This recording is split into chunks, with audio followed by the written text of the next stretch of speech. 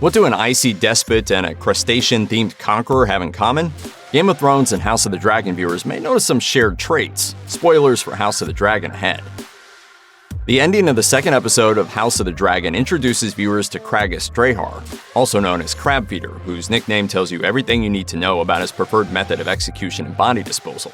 A high-ranking member of the Triarchy, Crabfeeder has conquered the strategically important Stepstones Islands. As a result, the era's finest seafarer and reigning master of ships, Lord Corlys Velaryon, isn't very happy.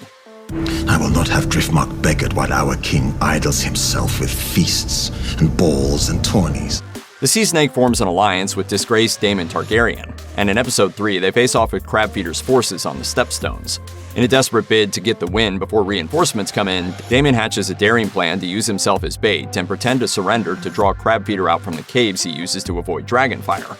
Against all odds, a desperate maneuver works, and after a thrilling battle sequence, Daemon chases Crabfeeder down and kills him. With his ravaged features and golden face mask, Crabfeeder is a very memorable-looking guy. There's a time skip of 3 years in the third episode of House of the Dragon, and Crabfeeder has been holding the Stepstones that whole time. Even so, he seems to go down easily when the time comes. Crabfeeder's quick end has some comparing him to the Game of Thrones villain the Night King, and not in a very good way. They're both visually interesting and super threatening villains who mostly just stand around looking creepy while everyone else does the majority of the fighting. And then when the time comes for them to die, they're both dispatched fairly quickly. Apart from the fact that Crabfeeder isn't a supernatural threat, there's of course one significant difference.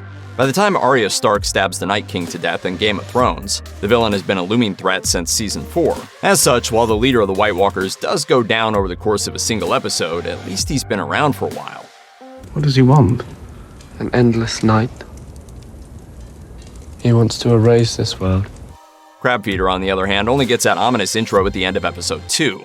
The show then fast-forwards through all of his cool moments, of which there must have been many, considering that he seems to have been successfully holding the Stepstones for several years. We don't even see his gruesome death scene. Daemon bisects Crabfeeder off-screen. One would assume House of the Dragon is trying to avoid making the mistakes many fans think Game of Thrones made in its final season. With author George R.R. Martin's increased involvement and the benefit of hindsight, it's easy to imagine that the prequel will look to steer clear of the events that led to rampant criticism of the last few episodes of Game of Thrones. The Night King's swift and for some anticlimactic downfall after seasons of build-up seems like the kind of thing House of the Dragon wouldn't be willing to touch with a 10-foot pole.